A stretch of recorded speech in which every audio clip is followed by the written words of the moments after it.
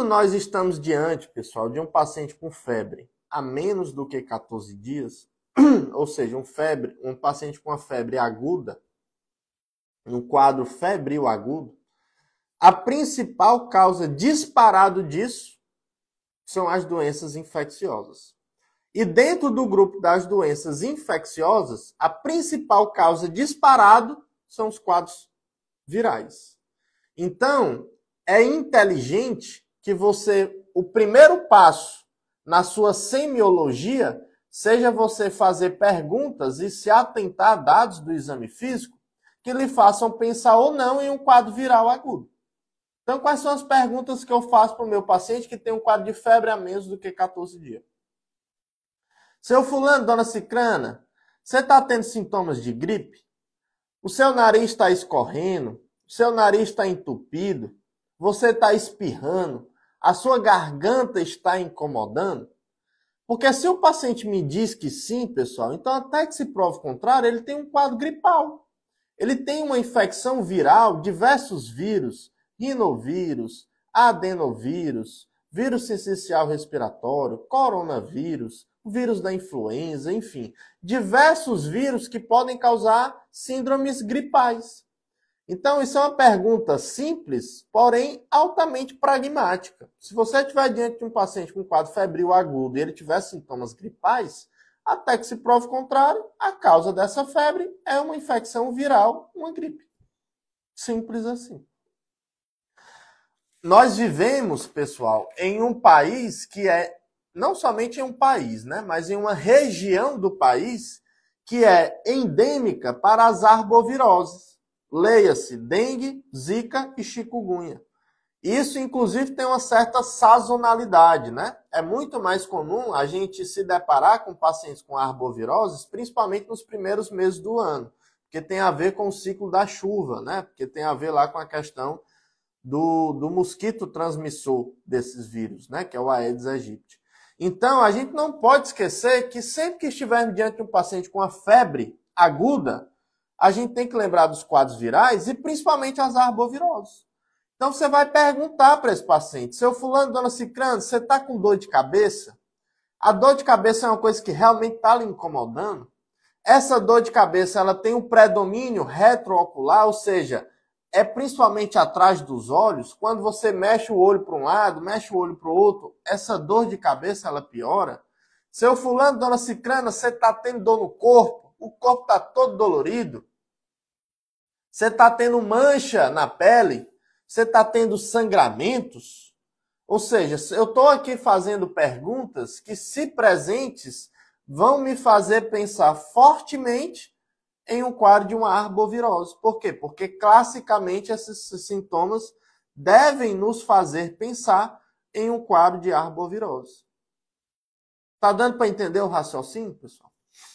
Logo na sequência, eu vou lembrar de quê? Eu vou lembrar que as gastroenterites muitas vezes são causadas por quadros virais, né? A tal da, entre aspas, né? Muito entre aspas mesmo, a tal da virose da mosca, né? Que também tem uma prevalência maior nos primeiros meses do ano, né? Porque está relacionada à questão das chuvas também. Então, eu tenho que perguntar, seu fulano, dona Cicrana, você está nauseado? Você está vomitando? A barriga está incomodando? Você está tendo diarreia? Porque se o paciente tiver febre e essa febre tiver acompanhada desses sintomas, até que se prove o contrário, esse paciente tem uma gastroenterite, pessoal.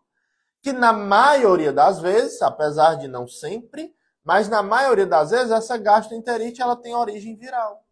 É claro que se essas fezes tiverem sangue, se essas fezes tiverem muco, se o paciente tiver uma queda do estado geral, você deve lembrar das infecções bacterianas invasivas.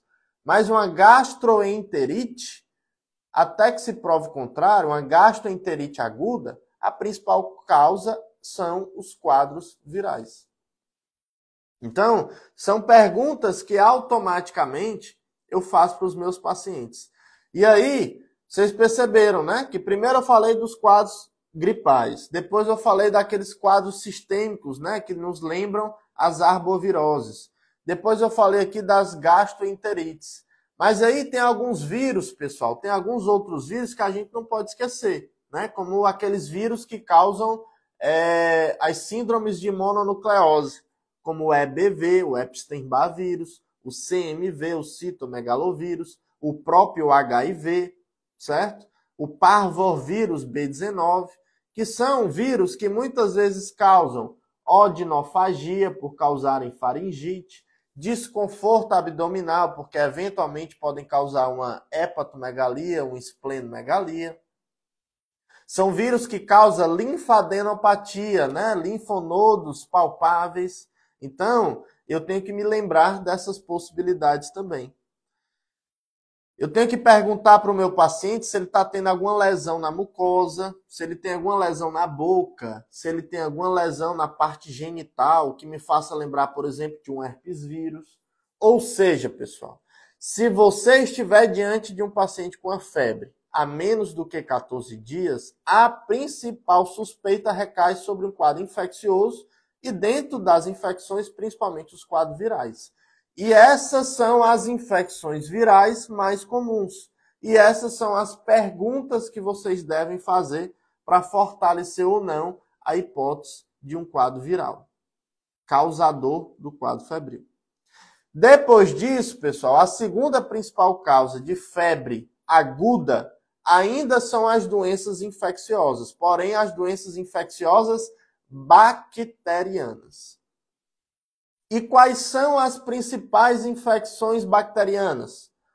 Sabendo quais são as principais infecções, você vai saber quais são as perguntas que você vai ter que fazer. Quais são os dados do exame físico que você vai ter que buscar. Se não vejamos, uma das infecções bacterianas mais comuns é a clássica faringite streptocócica. Faringite bacteriana. Ou seja, você tem que perguntar se esse paciente está com odinofagia. Se a garganta está incomodando. E aqui vai uma dica, né? Se um paciente tem odinofagia e ela não foi precedida por um quadro gripal, é muito provável que essa faringite seja bacteriana. Por quê? Porque a maioria das faringites virais, elas são acompanhadas de quadros gripais. Então, se você tem um paciente com a odinofagia, que não é acompanhado de sintomas nasais, de sintomas gripais, até que se prove o contrário, esse paciente deve ter uma faringite bacteriana, por exemplo, uma faringite streptocócica. E aí a avaliação, né, das tonsilas desse paciente pode trazer informação valiosa. Se tiver ali um exsudato purulento, fortalece a hipótese de ser algo bacteriano, principalmente se for um paciente com uma febre importante, com a queda do estado geral. Então, faringite bacteriana é uma das hipóteses que você deve pensar. Você deve lembrar que os pacientes que têm os quadros virais, gripais, muitas vezes essa gripe não cura. E não cura por quê? Porque os sintomas acabam evoluindo para uma rinocinusite bacteriana. Então, se você tem um paciente que teve um quadro gripal, que persistiu com febre, e agora ele está com dor de cabeça, em peso, que piora quando o paciente abaixa a cabeça, que tem um predomínio aqui frontal, que muitas vezes está acompanhado de secreção purulenta, uma rinorreia purulenta, até que se prove o contrário, o que é que esse paciente tem? Uma sinusite bacteriana, certo? É uma outra causa clássica de febre aguda. Muitas vezes outra infecção bacteriana bastante frequente são as infecções do trato respiratório, como uma traqueite, como uma traqueobronquite, como um paciente com uma pneumonia. Então você deve lembrar de perguntar, obviamente, se esse paciente está tossindo, se esse paciente tem uma tosse produtiva, com secreção purulenta, se ele tem uma queda do estado geral, se ele tem dor torácica, ventilatório dependente, se na semiologia cardíaca esse paciente parece ter, semiologia torácica, esse paciente parece ter uma síndrome de consolidação, com aumento do freno tóraco-vocal, como crepitações na ausculta, como percussão maciça ou submaciça. Tudo isso são dados que vão lhe fazer pensar em uma das infecções bacterianas mais comuns, como, por exemplo, um quadro de pneumonia. Ou seja, pessoal, se você conhecer as doenças e a apresentação clássica dessas doenças, você vai saber o que você vai perguntar. Você vai saber o que você vai procurar no exame físico desse paciente. Uma vez que você sabe que um quadro febril agudo tem como principal etiologia os quadros infecciosos. Depois dos virais, os mais comuns são os bacterianos. E é sobre eles que eu estou falando. Se até então você não encontrou ainda a causa dessa febre, você vai lembrar que outra infecção comum são as infecções de pele e partes moles, como classicamente a celulite e a erisipela. Então você vai procurar, tem alguma parte do seu corpo que está vermelha, que está doendo, que está incomodando.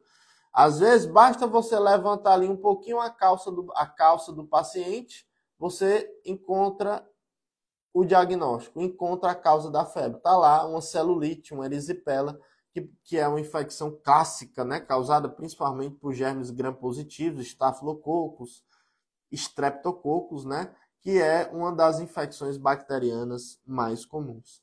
Do mesmo jeito que um paciente com a gastroenterite, ele pode ter uma gastroenterite viral, ele também pode ter uma gastroenterite bacteriana. E. coli, Campylobacter, Yersinia, Salmonella, enfim, diversas bactérias podem causar uma gastroenterite aguda bacteriana. E o que é que nos faz pensar nessas possibilidades? Além do quadro febril, é aquele paciente que tem uma diarreia invasiva. É uma diarreia que tem sangue, é uma diarreia que tem muco, é aquele paciente que tem uma queda do estado geral. Esse paciente, até que se prove o contrário, ele tem uma gastroenterite bacteriana. Então é outra causa que vocês devem lembrar. Depois disso, pessoal, as infecções do trato urinário.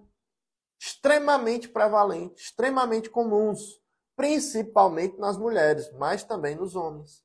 É aquele paciente que tem uma cistite, que tem uma pielonefrite, é aquele homem que tem, por exemplo, uma prostatite, certo? Então, quais são os sintomas que você vai perguntar? Ah, como é que está a sua urina? A sua urina está ardendo? Está incomodando? Mudou a cor da urina? Apareceu sangue na urina? Você está tendo que ir instante no banheiro? Parece que não consegue segurar a urina se não correr para ir no banheiro. Termina de urinar, já dá vontade de urinar de novo. Ou seja, você vai perguntar sobre sintomas irritativos do trato urinário. Se você estiver diante de um paciente com quadro febril e com sintomas urinários, até que se prove o contrário, a causa dessa febre é a infecção urinária. Principalmente uma pielonefrite, né? Partindo do princípio que uma cistite, teoricamente, não é para causar febre. Então, você tem que fazer essas perguntas para o paciente. Você tem que fazer, por exemplo, o teste lá de Jordano, o sinal de Jordano, que vai fortalecer ou não a sua hipótese, por exemplo, de uma pielonefrite. Certo? Então, infecções do trato urinário também são causas clássicas de febre. Se você estiver diante de uma mulher com febre e que não tem essas outras condições que eu já falei, porque são mais prevalentes, você deve lembrar que existem algumas causas que são exclusivas das mulheres. Como, por exemplo, um quadro relativamente simples como uma bartolinite. Você deve questionar, às vezes a mulher tem vergonha de falar.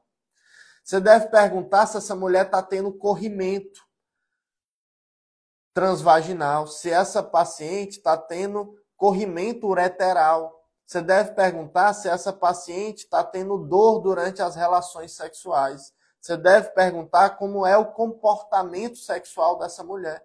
Por quê? Porque uma das causas de febre numa mulher é a DIP, a doença inflamatória pélvica, que muitas vezes tem esses sinais, tem esses sintomas que eu falei. Então não esqueçam, né? Se você estiver diante de uma mulher, você pode estar diante de um quadro específico da mulher, como por exemplo uma DIP, uma doença inflamatória pélvica, como por exemplo uma bartolinite. Quando você lembrou lá do abdômen, que você perguntou sobre os sintomas clássicos de uma gastroenterite, né, que pode ser bacteriana, eu estou falando aqui das infecções agudas bacterianas, você deve lembrar que o abdômen ele pode ser a sede de outras infecções bacterianas graves, como por exemplo o abdômen pode ser a sede de uma apendicite. Então você tem que perguntar, é uma dor, você está com dor abdominal, que inicialmente era meio inespecífica, mal localizada, e que agora se localizou lá na fossa ilíaca direita, até que se prove o contrário, esse paciente pode ter um apendicite. Aí lá vai você procurar, né? Sinal de Bloomberg no ponto de McBurney, sinal de Hobsink, sinal do obturador, o sinal do Pissoso, enfim, você vai fortalecer ou não a hipótese, por exemplo, de um apendicite. Se essa dor predominar lá do lado esquerdo do abdômen, na fossa ilíaca esquerda, e essa dor vier acompanhada de diarreia, essa dor vier acompanhada de sangue nas fezes, de uma hematoquesia, eventualmente de enterorragia, você deve lembrar, por exemplo, da diverticulite, que é uma outra infecção bacteriana do trato gastrointestinal. Se esse paciente tiver um quadro febril e for acompanhado de um quadro de cólica abdominal, uma cólica biliar, ou seja, aquela dor no epigástrico, no hipocôndrio direito, tipo cólica que vai e volta, que muitas vezes irradia para o ombro direito ou para a região interescapular, que piora com a alimentação copiosa, que vem acompanhado de náuseas, de vômito, até que se prove o contrário, esse paciente tem o quê, pessoal? Ele deve ter uma colecistite. Se todos esses sintomas vierem acompanhados de um quadro colestático, de icterícia, de colúria, de acolia fecal, esse paciente pode ter uma coledocolitíase que está evoluindo com uma colangite, ou seja, ele tem uma infecção das vias biliares. Ou seja, pessoal, se você conhecer a apresentação dessas doenças que eu estou falando, você vai saber o que você tem que perguntar para um paciente com febre. Você vai saber o que você tem que procurar no exame físico de um paciente com febre. Nesses quadros que eu acabei de citar, de infecções das vias biliares, você vai fazer lá o sinal de Murphy, para ver se esse paciente realmente fortalece ou não a hipótese de uma colecistite. Ou seja, se você souber o que você vai procurar, a chance de você encontrar é muito grande. O que mais, pessoal? Você tem que lembrar que existem infecções bacterianas também da parte osteomuscular, né? Você tem que perguntar se nenhuma dessas perguntas que eu acabei de falar, né, se nenhum desses diagnósticos que são mais frequentes, eles estiverem presentes, você pode estar diante de um paciente com sintomas articulares. Então você tem que perguntar, tem alguma junta sua que está doendo? Geralmente o paciente fala de uma forma espontânea, né? Porque uma dor articular geralmente é algo que chama muita atenção. Então se você está diante de um paciente com febre e ele tem uma dor articular, pessoal, uma das hipóteses que você deve pensar obrigatoriamente é de uma artrite séptica, que é uma emergência médica. Se não for identificada precocemente e tratada da forma adequada, pode destruir a articulação do paciente. Então, a artrite séptica é uma outra condição que você deve lembrar, que faz diagnóstico diferencial com um quadro não infeccioso, como, por exemplo, uma crise de gota. Osteomielite, né? É outro quadro osteomuscular bacteriano que pode se apresentar com um quadro febril.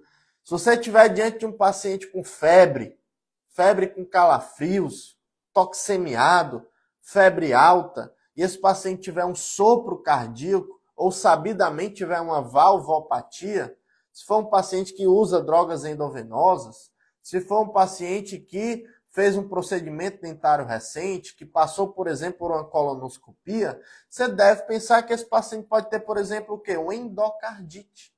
Uma endocardite infecciosa aguda, certo? É um outro quadro bacteriano que vocês devem lembrar.